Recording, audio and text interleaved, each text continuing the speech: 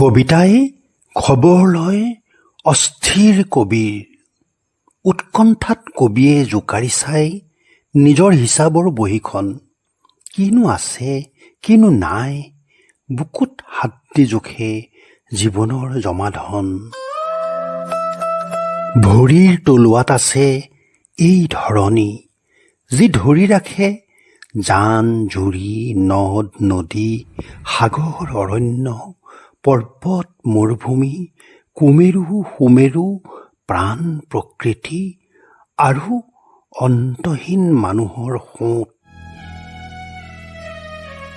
যাৰ গৰ্ভত আছে চিৰ অজান অনন্ত সাঁথৰ, আৰু মূৰৰ ওপৰত আকাশ মহাকাশ জোন বেলি তৰা মেঘৰ পৰা অগণন নিহাৰিকালৈ অযুত সম্ভাৱনা।